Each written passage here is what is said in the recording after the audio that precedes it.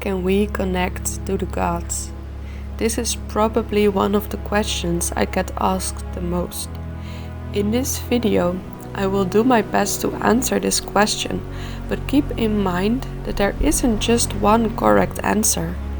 The gods differ greatly, they require different approaches, and they all have multiple aspects, making them appear as completely different persons at times. There are many roads in Midgard that lead to one of the other worlds and the gods. All we have to do is follow our instincts. One of the best places to find these roads are the woods and the liminal spaces within them. For this video I decided to go to one of the woods I have known since I was a child, for this is a place that I feel rooted in. Following our senses like a child would do leads us automatically into different worlds and layers of energy.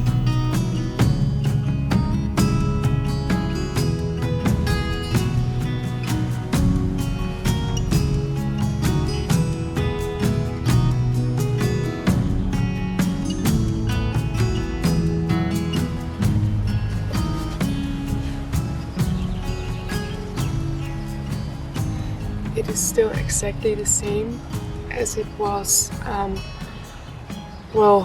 many years ago, I think around 23 years ago. I'm 30 now, and I used to play the Underworld game and the Fairy Realm game with my brother during our early childhood.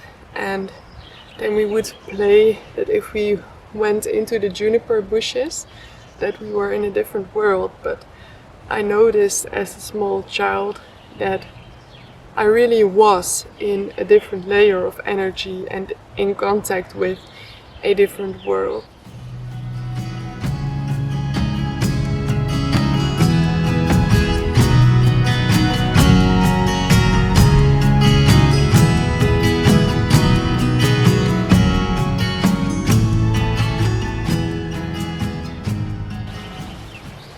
It's really good to be here.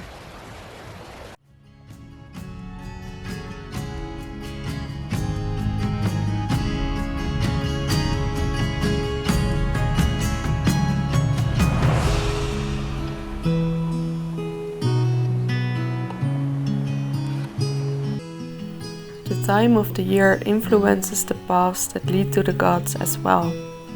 Right now it is the beginning of July, the middle of the summer, but I have already seen the first signs of autumn. The different periods in our cyclical year are connected to different gods. High summer and the slow beginning of autumn is the time when the god Loki enters Midgard more visibly.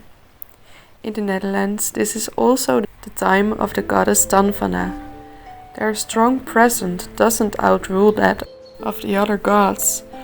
It doesn't mean that they are not there or not approachable. It simply means that if you want to connect to a specific god, it is wise and easier to start the desired connection during the time of year in which your god is strongly present. The whole landscape of these woods has a stream running through it, all the way down from the top of the mountain to the forest roads. The stream leads to a well, a natural well, that some people say is connected to the three Norns. Streams, water, and wells also form a connection, a portal or entrance into other worlds, specifically into the underworlds. So during my walk in these woods, I decided to follow the stream.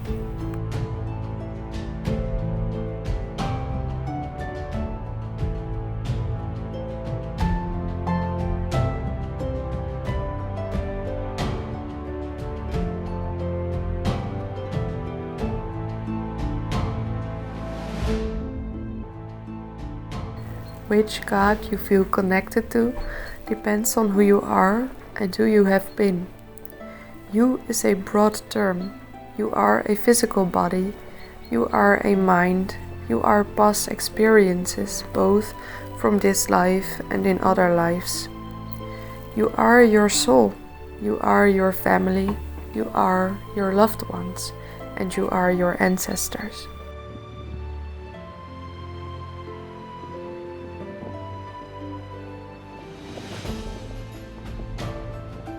As I entered deeper into the woods, I felt the energy shift and change into the underworld energy and the energy of death.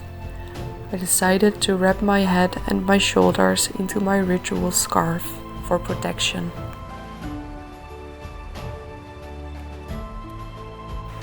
It is hard to define you.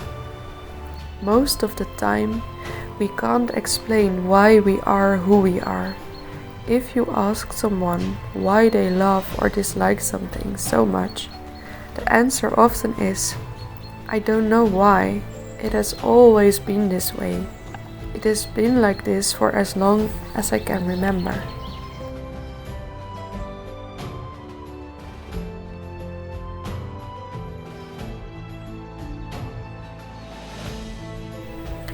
Many ritual practitioners are chosen by a god when they start practicing their path, or before that. This choosing has everything to do with who you are. This complicated you that I just told you about is something that the gods can see through clearly.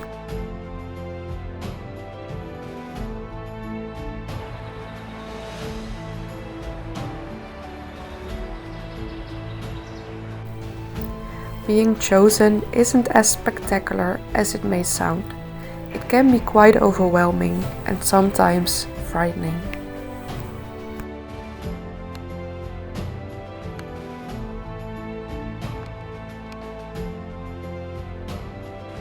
The gods don't come to us for small talk, and contact with them isn't meant to be cool or interesting.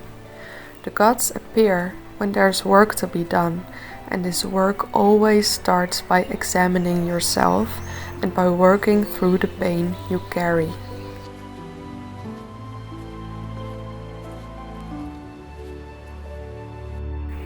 Who the gods are is a question that comes with the question of how to contact them. And there are multiple answers to this question as well.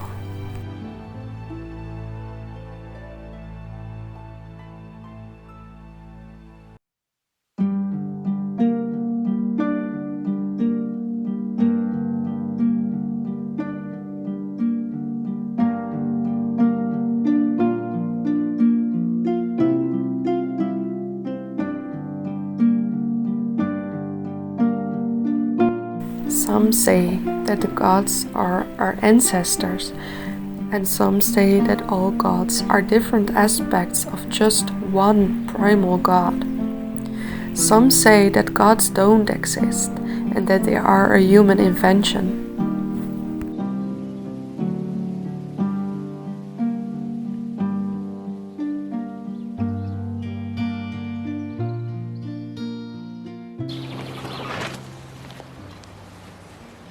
I'm at one of the holy places of the province of Overijssel in the Netherlands, and I'm at a sacred stone which comes from Scandinavia.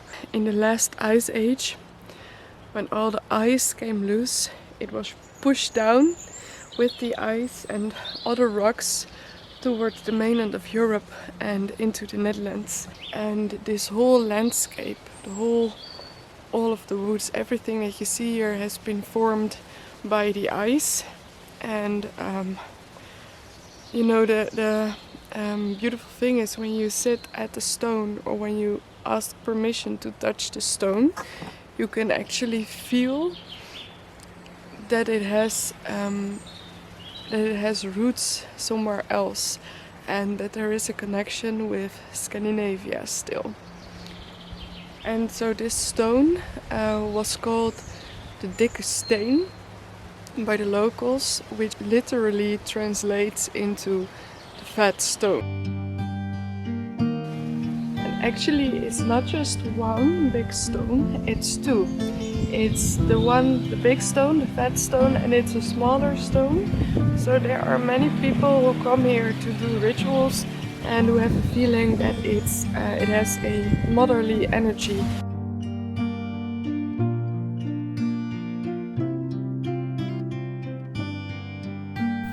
I experience the gods as a part of me, as a part of my soul, as archetypes maybe. But since I don't feel a connection to all gods, and I'm close to only a few of them, I think that they are individuals as well, living in worlds that we can see and feel and visit when we trance journey. The road to the gods can also be found in our own body. Our spine can be connected to the Yggdrasil, the giant world tree. Yggdrasil's trunk connects all the 9 worlds. It is a passage, a staff, a horse to ride on. If you know this, not only with your mind, but with your whole body and your soul as well, you will come to understand that the gods and us have never been disconnected.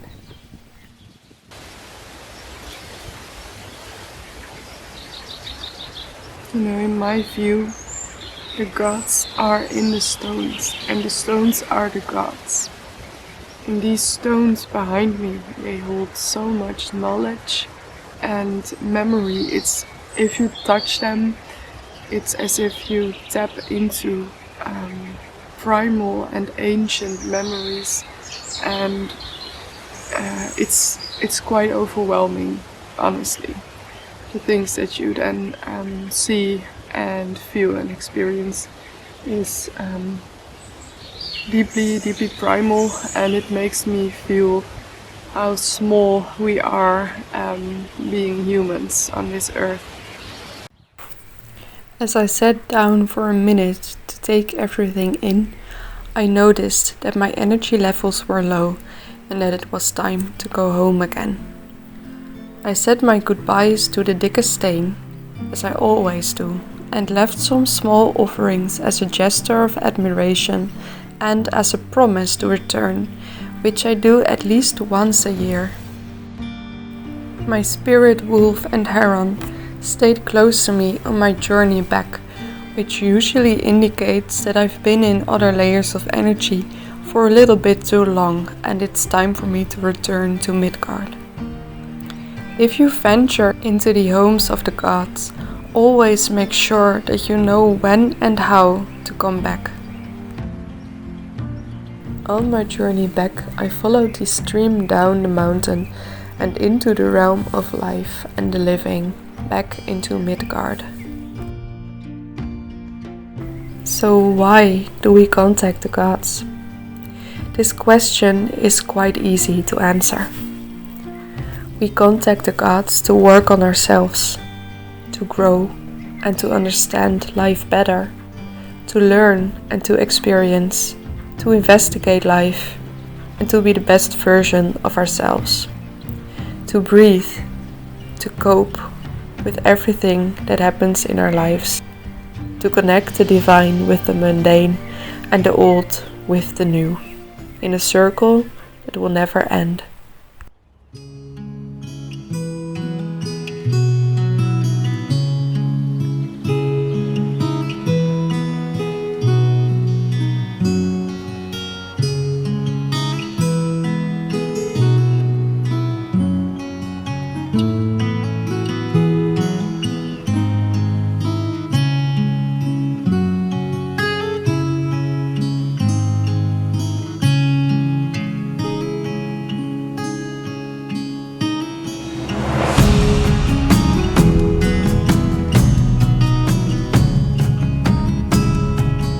Thank you so much for watching my YouTube video.